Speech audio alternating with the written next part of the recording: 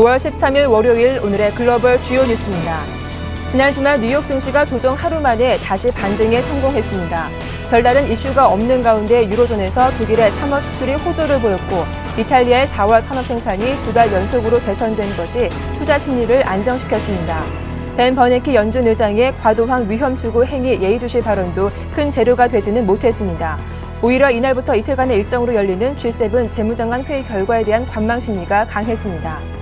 다우지수와 S&P 500 지수는 각각 0.24%, 0.43% 오르며 사상 최고치를 경신했습니다. 나스닥지수 0.8% 오르며 12년 5개월 내 최고치를 기록했습니다.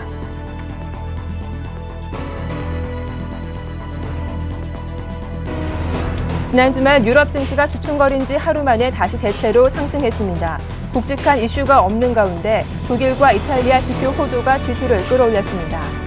주요 7개국 재무장관 및 중앙은행 총재 회의를 앞두고 관망세는 여전했습니다. 독일과 프랑스는 각각 0.19%, 0.64% 올랐고 영국도 0.49% 상승하며 5년 내 최고치를 기록했습니다. 벤 버냉키 연방준비제도 의장이 장기간 저금리에 따른 시장 참가자들의 과도한 위험 추구 행위를 경계하며 이를 예의주시하고 있다고 경고했습니다. 또 그림자 금융과 머니마켓 펀드, 도매 자금 투자 시장에 대한 우려감도 표시했습니다. 이는 최근 상대적인 고금리를 추구하는 자들이 투기 등급 채권에 몰리는 등 일부 위험 신호가 나타나고 있다는 점을 감안한 것으로 보이며 이런 점에서 연준이 주식시장보다 채권 시장에 더 많은 우려를 하고 있다는 의미로 받아들여지고 있습니다. 다만 버냉키 의장은 구체적으로 어떤 자산에 대해 이 같은 우려를 하는지는 언급하지 않았습니다.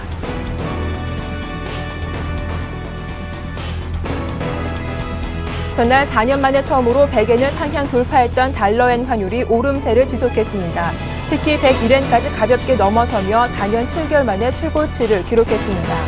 10일도 외환시장에서 엔화는 약세를 이어가며 달러화 대비 1% 가까이 추가 하락하며 101.6엔을 기록했습니다. 엔달러는 지난달 4일 일본은행의 통화정책회의에서 공격적인 추가 완화 정책을 내놓으며 급속한 상승세를 보이고 있습니다. 주요 7개국 재무장관과 중앙은행장들이 국내 경제적인 이유로 환율을 평가절하해서는 안 된다는 원칙을 재확인했지만 엔화의 평가절하 문제에 관련해서는 특별한 합의안 등이 나오지 않았습니다.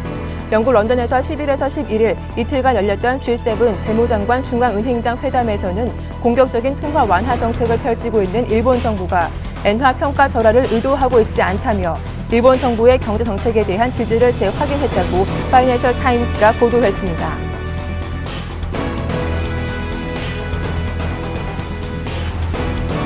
미국 연방준비제도 이사회 FRB가 양적 완화 규모 축소, 이른바 출구 전략에 대한 기본적인 구상을 확립했다는 내용이 보도됐습니다. 현지 시간으로 10일 월스트리트저널은 연준 내부에서 기초적인 출구 전략의 로드맵은 완성됐다며 이제 연준은 고용시장과 물가 상황을 관찰하면서 출구 전략을 언제 시작할 수 있을지 고민하고 있는 상황이라고 전했습니다. 다만 월스트리트저널은 연준이 채권 매입을 갑자기 중단하지는 않을 것이라고 분석했습니다. 리처드 피셔 연방준비은행 총재 역시 정책을 갑자기 중단하는 것을 원하는 것은 아니지만 정책의 방향은 바꿔야 한다고 말한 바 있습니다.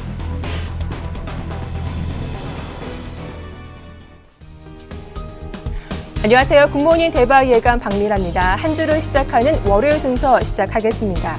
지난 금일 우리 시장을 되돌아보면 양시장 모두 외국인과 기관의 매도가 강하게 나오면서 하락으로 마감했습니다.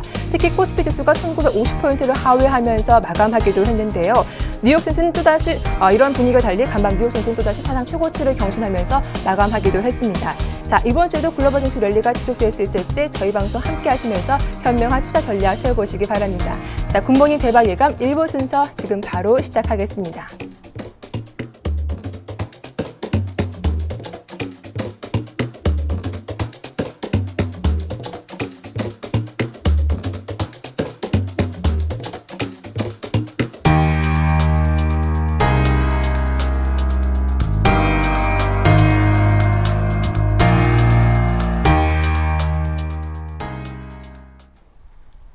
네, 글로벌 증시 마감 상황 짚어보도록 하겠습니다. 오늘 순서는 KTB 투자증권의 이성웅 대리와 함께하죠. 안녕하세요.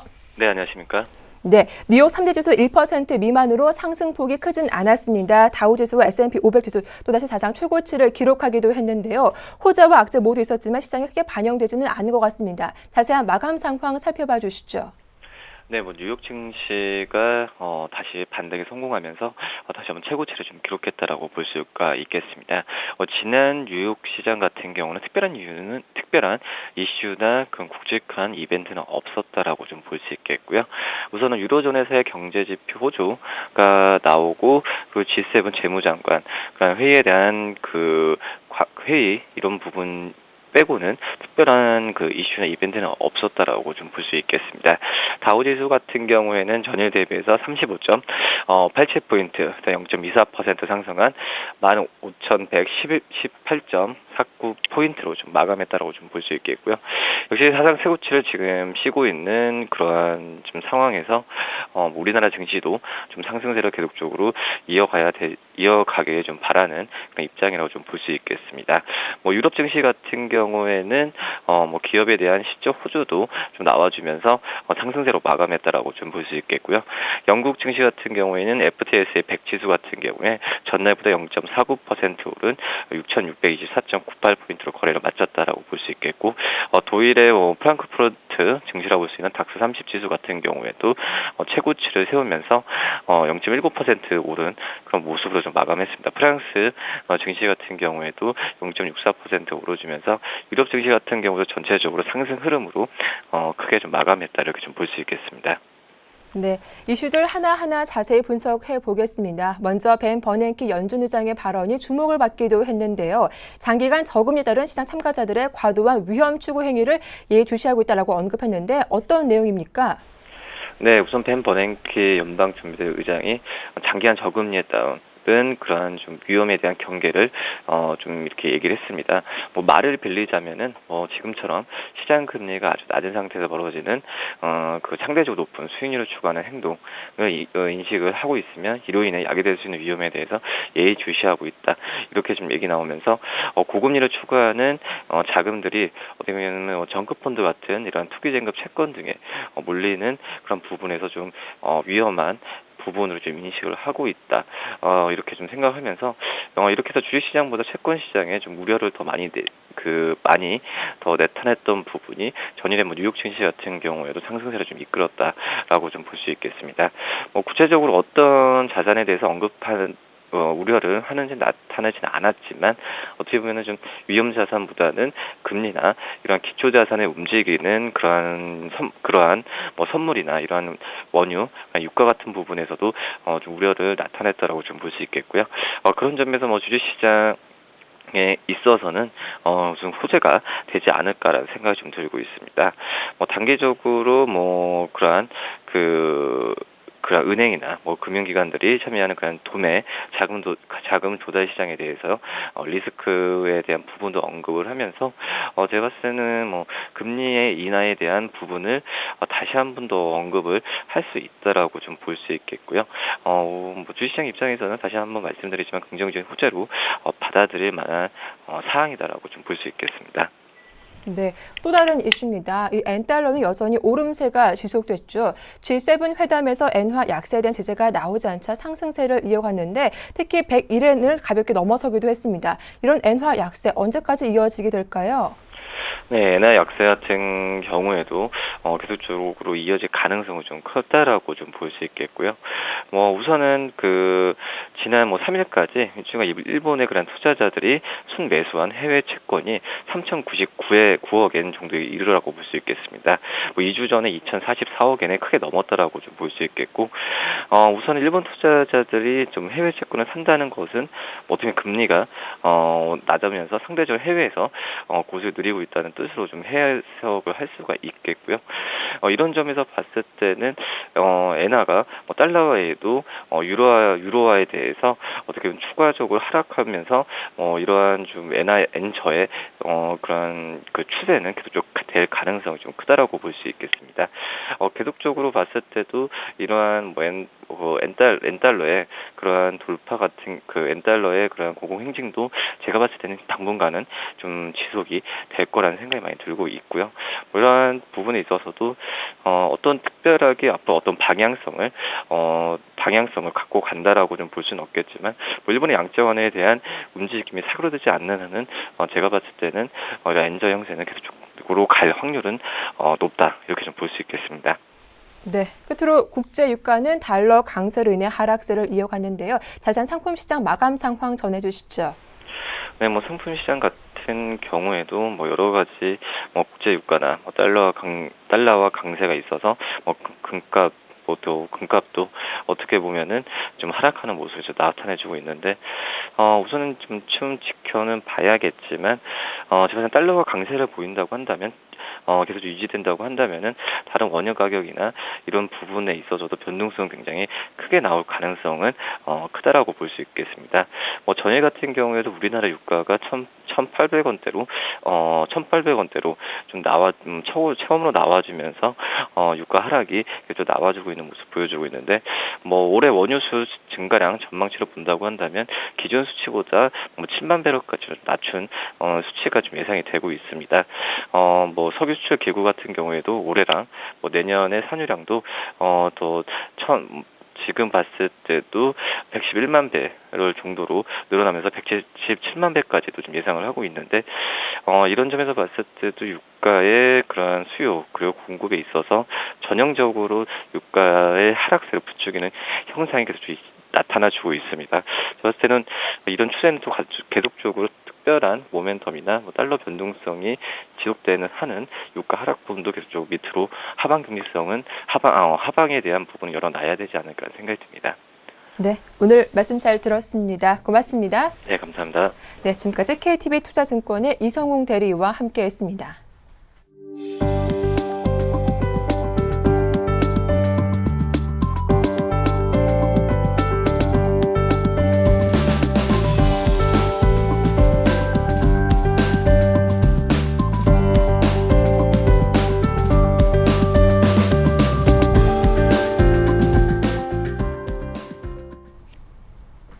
네, 이어서 레이크쇼어 인베스터스 이현민 이사와 함께 글로벌 증시 주요 이슈들 자세하게 분석해 보겠습니다. 안녕하세요.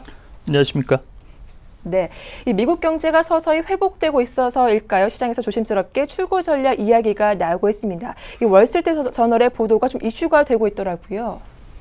그렇습니다. 월스트리트 저널이 네. 지난 주말에 나왔던 여러 정황 증거를 분석했던 기사에서 이제 이런 출구 전략을 본격적으로 검토하고 있지 않느냐라는 분석 기사가 지난 주말에 나왔습니다. 역시 이제 시카고 연방은행이 주최한 이 컨퍼런스에서 지난 주말 버냉키 의장이 발언했던 부분을 숙고한 그런 분석 기사라고 볼 수가 있겠는데요. 이 컨퍼런스에서 버냉키 의장은 현재 저금리로 인한 투기적인 행태에 대해서도 예의주시하고 있다라고 언급을 냈습니다. 이런 부분은 양적 완화 정책의 부작용으로 일컬어질 수 있는 시장의 양적 완화의 많은 유동성이 자산 시장의 거품을 일으키는 부분에 대해서 선제적으로 경고성 언급이 나왔다라고 볼 수가 있겠는데요. 버냉키 의장은 올해 2월 말에 미국의 상원 은행위원회에 출석해서 연설을 한 바가 있습니다. 이때 자산시장의 거품 여부는 아직까지는 그 징후는 없다라고 밝혔지만 3개월여가 지난 이 시점에서는 다소 이런 부분에 우려하고 있다는 내용으로 그 식견이 좀 바뀌었다라고 볼 수가 있겠습니다. 이는 이른바 리스크 부담이 많은 투자 부적격 채권 시장인 정크본드 시장의 수익률이 최근 5% 미만으로 들어가는 등 이른바 수익률 게임에 투자자들이 그 리스크를 적절하게 평가하지 못하고 시장에 달려드는 이런 행태에 대해서 약간의 우려를 펴온 것으로 볼 수가 있겠는데요. 바클레이스도 이 투자 부적격 채권 시장인 하이힐드 시장의 수익률이 5% 미만으로 들어간 것은 최근 일로서는 굉장히 이례적인 수준이다라고 얘기를 하고 있어서 양적 완화의 부작용에 대해서 버냉키 의장이 조심스러운 입장이 이제는 수면 위로 올라오기 시작했다. 이렇게 볼 수가 있겠습니다. 네, 이 출구 전략 검토 배경으로는 지난 연방공개시장위원회에서 처음으로 언급된 그 문구가 원인으로 꼽히고 있다고 하죠. 그렇습니다. 그 원인을 이제 네. 그 거슬러 올라가 보면 지난번 4월 30일과 5월 1일 날 그 이틀간의 연방공개시장위원회가 열렸습니다. 이때 연준이 내놓은 성명서에서 새롭게 들어간 문구가 있었는데요. 고용시장 여건과 인플레의 수치를 반영해서 연준이 현재 850억 달러 매월 자산 매입 규모를 늘리거나 또는 줄일 수 있다는 문구가 들어갔습니다. 이것이 이제 출구 전략의 검토로 들어간다는 것으로 볼 수가 있겠고요. 앞서 말씀드린 대로 월스트리트저널이 이러한 그 분석 기사를 낸 것도 원인으로는 이것이 이제 가장 큰 그 단초가 된다라고 볼 수가 있겠습니다. 이제 연준이 이제 다음번 연방공개시장위원회의 그 일정은 6월 18일과 19일 날 열리게 되는데요. 이때는 이제 지난번 연방공개시장위원회 때는 공식적인 기자 브리핑이 없었지만 이번에는 공식적인 기자 브리핑이 잡혀 있는 일정으로 나오고 있어서 버냉키 의장에 대해서 기자들이 이 내용에 대해서 아주 조금은 좀 물고 늘어지는 적확한 답변을 요구하는 그런 내용을 우리가 들여다볼 수 있을 것으로 보입니다. 고용시장은 연준이 현재 목표로 하는 6.5% 실업률 수치 이하로 들어가거나 인플레이션율 2.5% 이상으로 올라가기 전까지는 현재의 제로금리 상태를 유지하겠다라는 정책 목표를 가져가고 있습니다. 인플레는 현재 안정된 수치고요. 4월까지 나온 실업률 수치는 7.5%로 여전히 고용시장의 개선 움직임은 더딘 흐름을 보이고 있는 상태입니다. 따라서 당장 현재 매월 450억 달러의 국채 매입과 400억 달러의 모기지 담보부 증권 이 매입이 조정될 수 있는 여지는 크지 않다고 하겠지만 시장에 이제 경각을 울릴 수 있는 그런 그 사인들은 조금씩 나오지 않고 있나 이렇게 볼 수가 있겠습니다. 예, 뭐 그렇다면 앞으로 연준의 자산 매입 규모 축소 시기는 언제쯤이라고 좀 예상을 해볼 수 있을까요? 그렇습니다. 앞서 뭐 네. 잠깐 말씀을 드리긴 했지만 빠르면 자산 시장의 버블 우려가 점점 더 그 증폭이 된다고 한다면 빠르면 올해 말쯤에 이 내용의 조정 여부도 흘릴 수 있는 부분이 좀 나오지 않을까라고 볼 수가 있겠고요.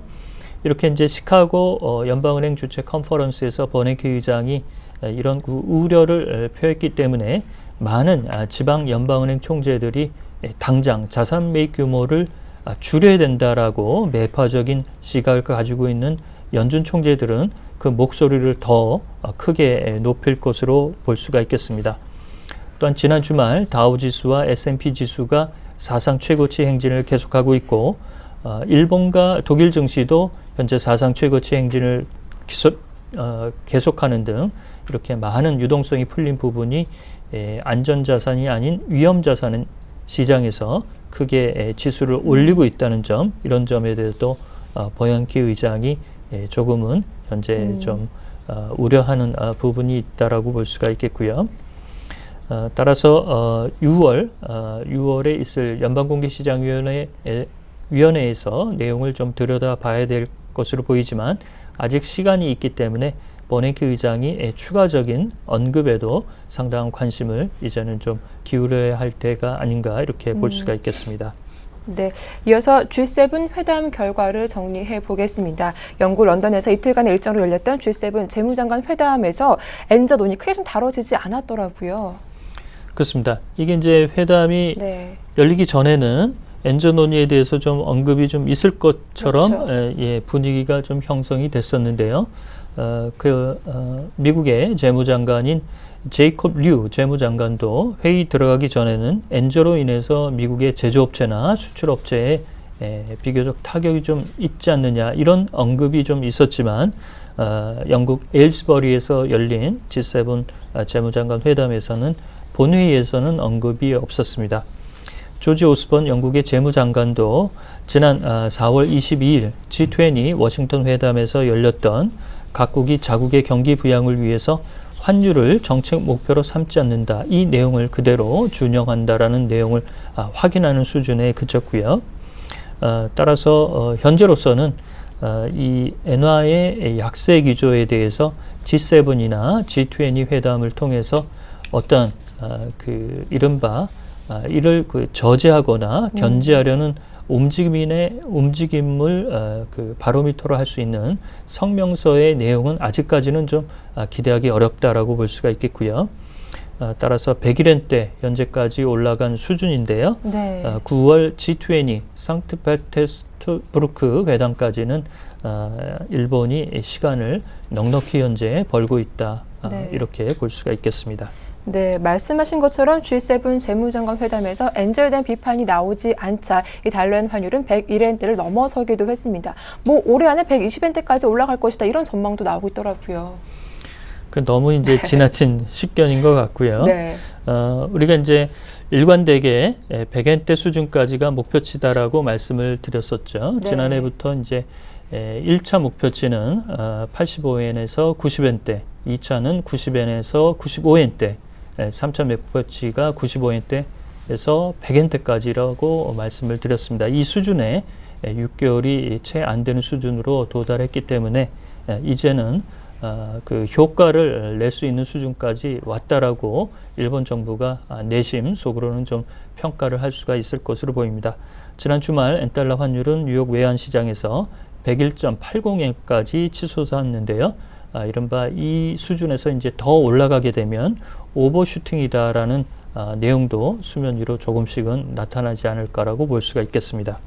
네, 이렇게 엔저에 대한 현상까지 말씀 잘 들었습니다. 지금까지 레이크쇼어 인베스터스 이현민 이사와 함께했습니다. 고맙습니다.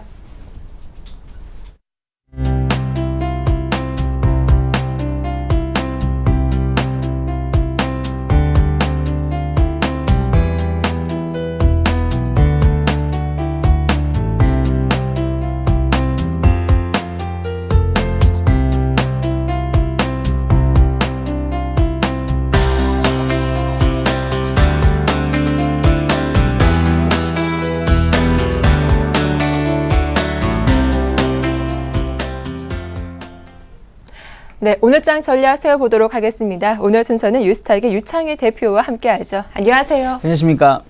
네, 자 2주간의 랠리를 멈추고 지난 한 주 코스피 지수는 주간 기준으로 1% 하락으로 마감을 했습니다. 참 이슈가 많았던 한 주가 아니었을까 싶기도 한데요. 지난 한 주 국내 증시 정리 부탁드릴게요. 네, 일단 지난 한 주 좀 좋게 움직이다가 네. 또 안 좋게 좀 마감됐었는데, 일단은 뭐 옵션 만기를 앞두고 있었던 상황에서 뭐 금리 결정도 같이 동시에 이루어지다 보니까 주 초반에는 눈치 보기 장사 상당히 많이 이루어졌습니다. 월화수는 뭐 큰 진폭이 없이 혼조세 혹은 약보합권으로 지수가 1960포인트에서 55포인트 사이로 해서 움직이다가 목요일에 이제 호재가 나왔죠. 금리가 인하가 되면서 오래간만에 외국인이 만기하게 넘는 강한 선물 매수가 들어오면서 지수가 뭐 최근 한 달 만에 한 1% 가까운 이상 상승세를 보여주면서 뭐 강세를 마감을 해서, 잘하면은 뭐 이런 분위기가 금요일까지 이어진다라면은 뭐 2000포인트까지 혹은 그 정도 선까지는 올라갈 수 있지 않을까라는 생각을 하면서 목요일까지 상당히 좋은 모습을 띄었었어요. 근데 금요일에 이제 엔저가 어찌됐든 뭐 예상은 하고 있었습니다만은 뭐 100엔의 돌파 뭐가 이제 이루어지다 보니까 이로 인해서 약간 이제 심리가 상당히 안 좋아졌다. 투자 심리가 좀 악화가 되다 보니까 약간 매도가 좀 많이 나왔고요. 특히 이제 외국인이 전날 목요일에 강하게 선물을 매수 잡아줬던 부분들이 오히려 금요일에는 더 많은 선물 매도가 나오면서 지수 자체가 좀 급락세로 나왔던 부분들, 그러다 보니까 거의 지난 금요일에 코스피 같은 경우는 거의 2% 가까운 하락세를 보여주면서 1950포인트마저 내놓고서는 1944포인트대에서 마감 마감됐다는 부분들 좀 아쉬운 부분이 있죠. 그래서 일단 이러한 부분들이 이번 주 어떻게 움직일지 좀 봐야 될 것 같고, 코스닥 시장 같은 경우도 이제 지지난주, 그러니까 지난주 초반이나 지난주에서 거의 580포인트대를 거의 맛을 살짝 봤었죠. 그러다 보니까 여기에 대한 차익 매물이 좀 쏟아졌었고, 또 지난 금요일 같은 경우에는 목요일에 이제 셀트리온이 약간 주가 조작에 대한 우려감 좀 나왔었고, 또 이제 목요일 오후인가요? 해서 검찰이 주가 조작에 대한 조사가 좀 나왔기 때문에 코스닥도 약간 차익 매물이 나왔던 한 주가 아닌가 생각하고 있습니다. 네, 이번 주에도 수많은 경제 지표가 나올 텐데요. 그 결과에 따라서 시장의 방향성도 좌우가 될 수 있겠죠. 자, 이번 주 발표될 국내외 주요 경제 지표 발표 일정 살펴보겠습니다. 네, 이번 주 경제 지표가 상당히 많이 발표가 되고 네. 있거든요. 일단 월요일 같은 경우, 오늘 같은 경우는 이제 미국 3월 소매 판매 지수 증가율이 발표가 되고, 중국은 4월 산업 생산 증가율이 같이 발표가 된다는 부분들. 화요일 같은 경우는 미국 4월 수입 물가 지수하고 유로존 3월 산업 생산 증가율이 발표가 되고 있다는 부분들.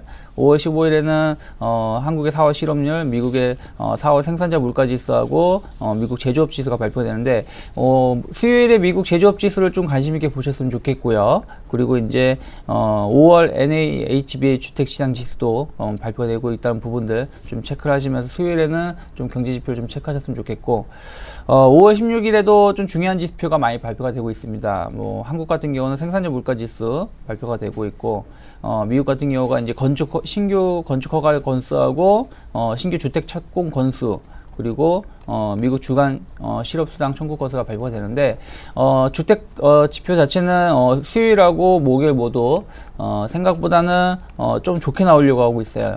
그 예상치가. 그래서 이러한 부분들이 경제에 대해서 좀 긍정적인 뉴스가 나올 수 있는지 여부를 좀 체크하시면서 보셨으면 좋겠고, 금요일 같은 경우는 이제 5월 미시건대 소비자 신뢰지수하고 4월 경기 선행지수가 발표가 되는데, 금요일의 경제 지표는 생각보다, 그러니까 그전 대비해서 조금 좋지 못할 것이 조금 예상이 되는 부분도 좀 있고, 오히려 또 좋게 나올 것도 예상이 되고 있는 부분인데, 일단은 수요일하고 목요일에 주택 관련된 지표하고, 그 다음에 이제 금요일에 소비자 신뢰지수하고 경기 선행지수를 좀 관심 있게 보면서, 일단은 어닝 시즌이 좀 마무리가 되고 있기 때문에 네. 경제 지표 쪽으로 이제 포커스에 많이 맞춰질 수 있다는 부분들 체크를 하면서 대응하셨으면 좋겠습니다.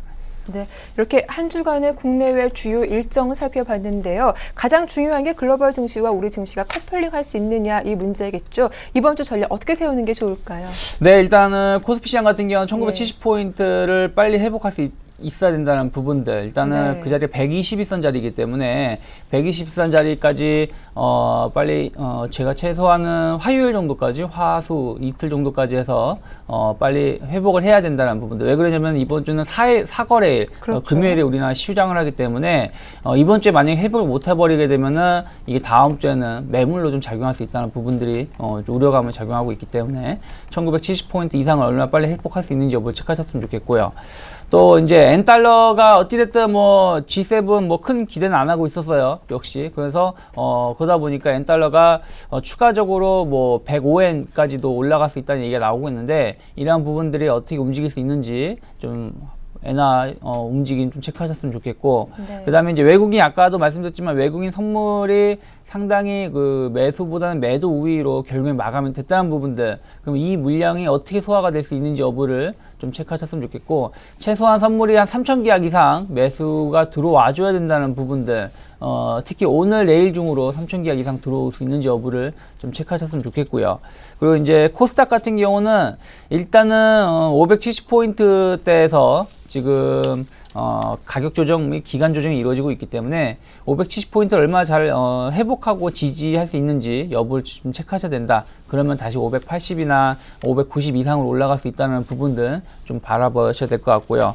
일단 제가 보기에는 뭐 올해는 어쩔 수 없이 계속 중소형주 위주로 시장이 움직일 가능성이 여전히 높기 때문에 코스닥은 좀 조정이 나오면은 매수 관점으로, 코스피는 일단은 반등이 나온다라면은 조금 경기 민감주를 중심으로 해가지고 일부 좀 현금화 하시는 것도 나쁘지 않다 생각을 좀 하고 있습니다. 네, 이번 주 화요일까지는 120에서는 회복해야 한다라는 분석이었죠. 1970포인트 회복 여부가 중요하다라는 이야기 해주셨는데 엔화 흐름과 또 일본의 외국인의 선물 매수 여부도 체크해 보시길 바라겠습니다. 자, 오늘 월요일장인데요. 관심 종목 들어보겠습니다. 네, 오늘 이제 그 중소형 종목 중에서 이제 네. 반도체 후공조 업체 이오테크닉스 가지고 나왔습니다. 이오테크닉스가 이제 반도체 후공정 장비 업체인데요. 여기는 수요가 계속 지금 증가가 되고 있다는 부분들 꾸준히 체크하셔야 될 것 같고요.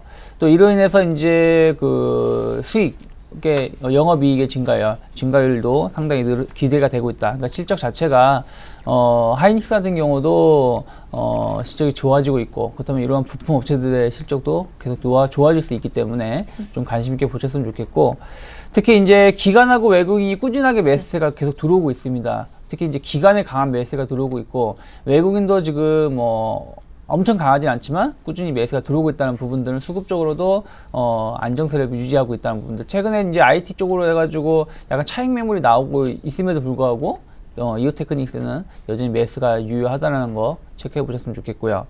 차트상으로 일단 4만원 돌파에 대한 기대가 상당히 높습니다. 지난 3월 달에 외국인이 한번 거의 상한가까지 한번 잡아줬다가 다시 손을 놨던 부분이 있었거든요. 근데 그 자리가 1차적인 좀 저항대가 될 수 있다고 얘기가 나오고 있었지만은, 거기서 일단은 지금 한 2주, 3주 가까운 기간 조정이 잘 이루어졌기 때문에 여기서 4만원 돌파가 이루어진다면 충분히 그 이상의 가격도 우리가 예상해 볼 수 있기 때문에, 제가 보기에는 39,000원대 전후로 해가지고 약간 오늘도 좀 기간 조정이 좀 나올 수 있기 때문에 39,300원에서 마감했던 부분에서 39,000원을 전후로 해가지고 매수하시면 큰 문제는 없을 것 같고요. 목표가로는 일단 4만원 돌파가 된다면 42,000원대까지는 무리 없이 충분히 올라갈 수 있다는 부분들, 특히 신고가가 연출되고 있기 때문에 여기서 고점을 함부로 논하기 좀 힘들다는 부분들 좀 체크하셨으면 좋겠고요.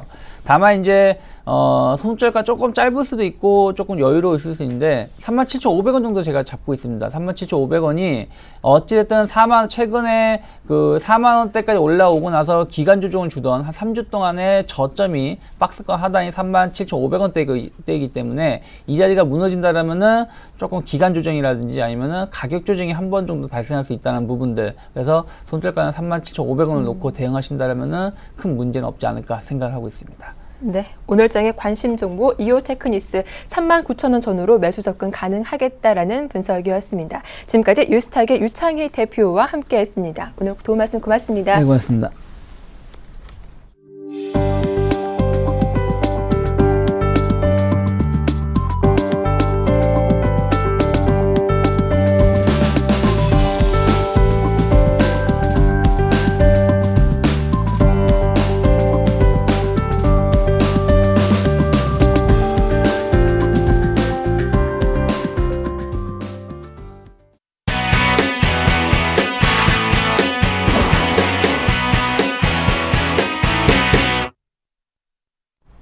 네, 국내외 주요 경제 뉴스 전해드리는 이슈 시작하겠습니다. 오늘 순서는 서울경제신문 서은영 기자와 함께하죠. 안녕하세요. 안녕하세요.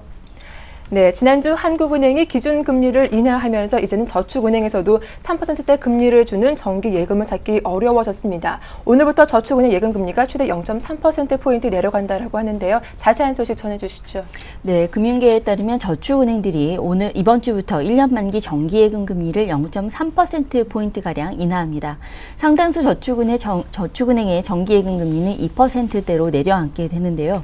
현재 저축은행 중앙회에 고시된 1년 정기예금 평균 금리는 3.2%에 불과합니다. 지금까지는 예솔, 예주, 예안솔 등 가교저축은행을 중심으로 수신을 줄이기 위해서 의도적으로 1년 정기예금이 2.9%로 고시해왔지만 이번 기준금리 인하 조치로 저축은행 전반에 2%대 예금금리가 일반화되는 셈입니다. 시중은행 금리는 이미 2%대 초반으로 떨어지고 있는데요. 농협은행의 경우 내일부터 기존 예금 상품의 금리를 0.2 내지 0.3%포인트 내리는데 현재 2.2%인 일반 정기예금 금리가 1.9에서 2%로 내려가는 겁니다.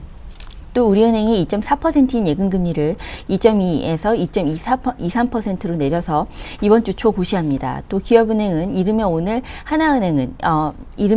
또 하나은행은 이번 주 중 예금 상품 금리를 낮출 것으로 알려졌습니다.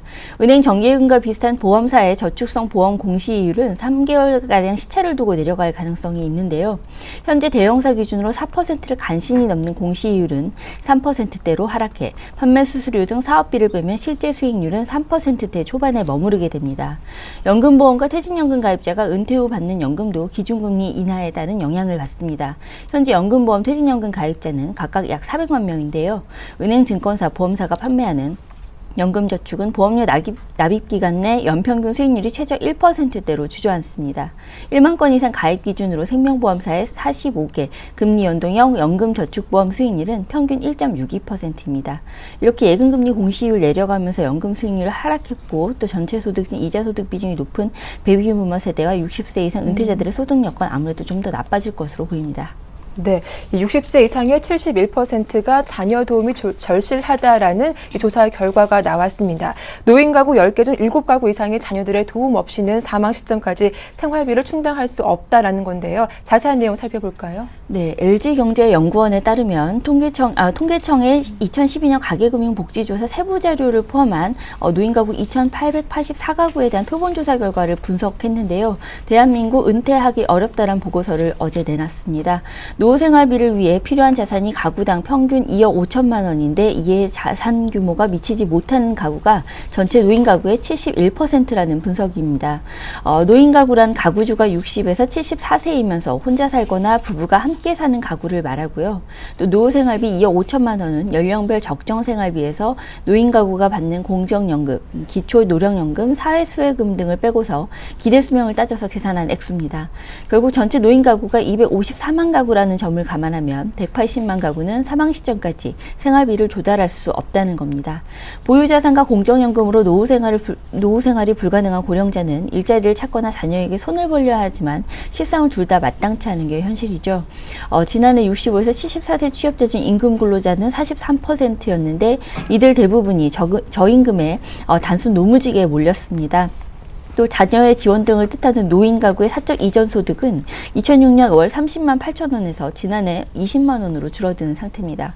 결국 고령층의 고용 안정이 가장 유일한 해법이다. 이런 것이 LG경제연구원의 지적이었습니다.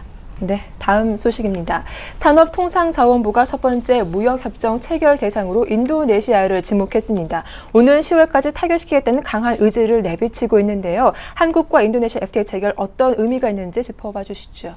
네, 관계당국에 따르면 산업통상자원부는 인도네시아와의 세파, 포괄적 경제동반자협정이라고 하죠. 세파를 오는 10월 인도네시아에서 열리는 아시아 태평양 자유무역지대 정상회담 전에 타결할 계획입니다.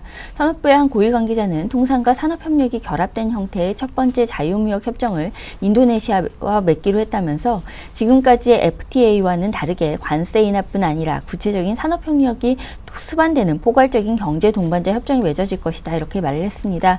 이달 말 부산에서 한인미 세파 3차 협상이 이뤄질 것으로 알려졌는데요. 우리 정부는 다자간 협정인 아세안과 일단 FTA를 통해서 인도네시아와도 FTA를 맺은 관계이기는 합니다. 하지만 그동안 좀 별로 실효성이 없다는 지적이 많았는데요. 특히나 인도네시아와 FTA 수준을 업그레이드하기 위해서 지난해 7월부터 양자협상 시작했지만 일본하고 워낙 인도네시아 정부가 돈독하기 때문에 이 역시 좀 진척이 별로 없었습니다. 산업통상자원부가 통상협상권 넘겨받은 이후 인도네시아를 첫 번째 대상으로 삼은 것엔 또 남다른 이유가 있는데요. 시장 자체 의미도 있지만 역시 일본이 압도적인 지위를 차지하고 있다는 점을 겨냥해서 좀 정면 도전에 나섰다. 이렇게 평가를 할 수 있을 것 같습니다. 특히 좀 우리 자동차의 수혜가 좀 예상이 되는데요. 그간 좀 일본에 비해서 관세 혜택 등이 워낙에 적었기 때문에 그동안 좀 상당히 고전하고 있었습니다. 또 우리 자동차 업체들 한 아세안 FTA에 따라서 인도네시아에 반제품 형태 방식으로 자동차를 수출할 때 관세를 물지 않지만 또 완성차를 수출할 때 20%의 높은 관세를 물고 있기 때문에 자동차 지금까지 수출한 게 지난해 6,500대에 불과했습니다. 하지만 또 관세 인하 혜택이 있으면 아무래도 좀 가장 큰 혜택이 돌아가는 게 자동차가 아닐까 이렇게 분석이 나오고 있습니다. 네, 이 미국의 돈 풀기가 이제 끝을 보이는 걸까요? 매월 850억 달러 달하던 돈을 풀던 미국의 중앙은행이 출구 전략 마련에 나섰다라는 관측이 제기되고 있습니다. 어떤 내용인가요? 네, 이달 초에 연방공개시장위원회 이후에 발표된 성명문에서 고용시장과 인플레이션 상황에 따라서 자산 매입 규모를 늘리거나 줄일 준비가 돼 있다 이런 의견을 내놨었죠. 그런 이후에는 FED의 출구 전략은 최근 시장의 초미의 관심사로 떠오른 상태였습니다. 그런데 이번에 월스트리트 저널이 FED가 지난해 9월부터 진행해온 양적 완화의 규모를 축소하는 방안을 마련하고 있다 이런 보도를 했습니다. 출구 전략의 실행 시기는 현재 논의 중이라고 덧붙였는데요. 이 기사를 작성한 기자가 이 기사를 작성한 기자는 존 힐센레스라고 해서 연준의 움직임이 있을 때마다 연준의 의도를 정확하게 반영한 기사를 내보내서 연준 통신이다 이런 별명까지 있었던 사람입니다. 네. 그렇다 보니 아무래도 이번 보도에 상당히 좀 신빙성이 있다 이런 평가가 시장 전반에 좀 나와 있는데요. 힐센레스 기자는 복수의 연준 관계자들의 말을 인용해서 FED가 채권 매입 규모를 줄여나가되 고용과 인플레이션 상황을 고려해서 채권 매입 규모를 차별화하는 방안을 마련하고 있다. 해서 좀 당장 채권 매입을 줄인다기 보다는 좀 점진적으로 줄여나가면서 좀 출구 전략이 계속 좀 지속적으로 진행되지는 않는다는 좀 시장의 우려를 조금은 좀 줄여줄 수 있는 그런 방안을 택할 것이다. 이런 관측들을 좀 내놨습니다. 네, 오늘 말씀 잘 들었습니다. 지금까지 서울경제신문 서은영 기자와 함께했습니다. 고맙습니다. 감사합니다.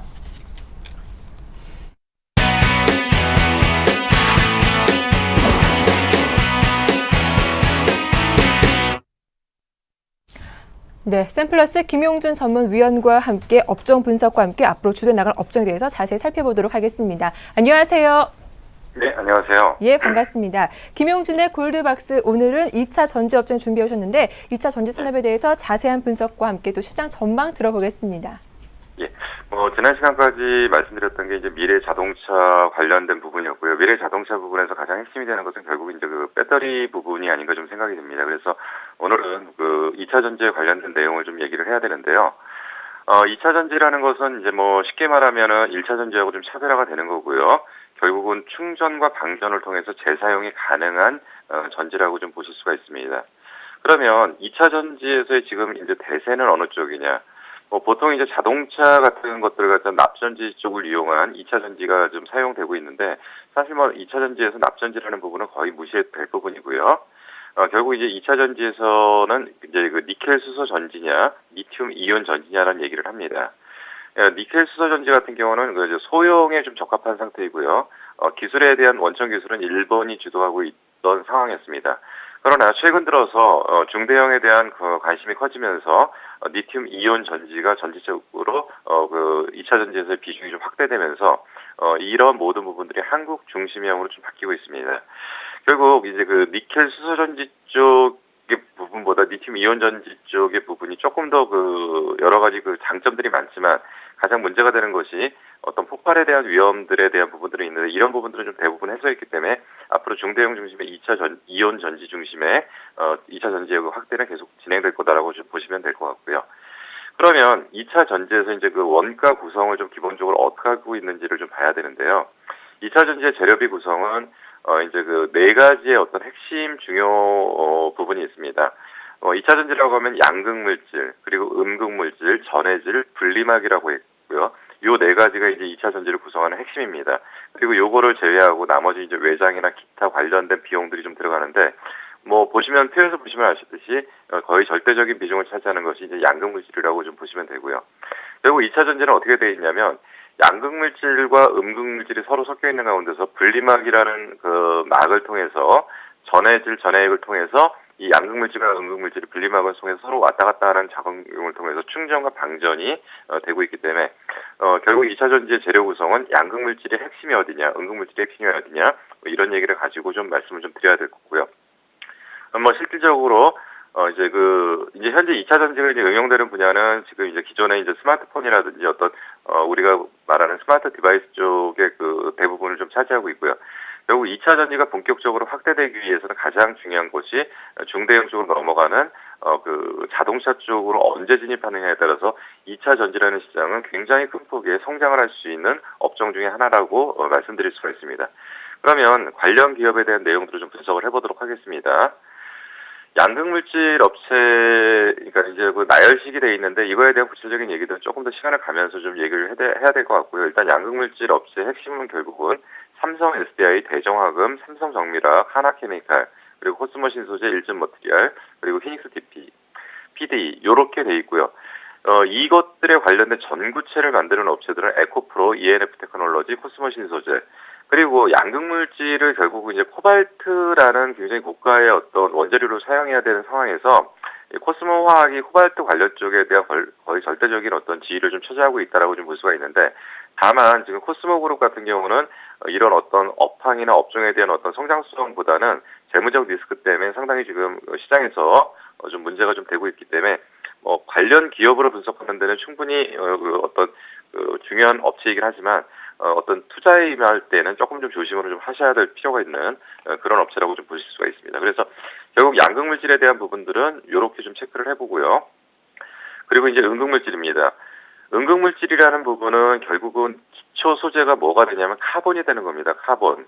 그래서 지금 카본에 대한 그 기술을 어떻게 갖고 있느냐. 근데 이제 우리나라가 조금 좀 애매한 부분이 뭐냐면 중국 같은 경우는 소프트 카본, 이제 천연 흑연을 그대로 내보내는 상태이고요.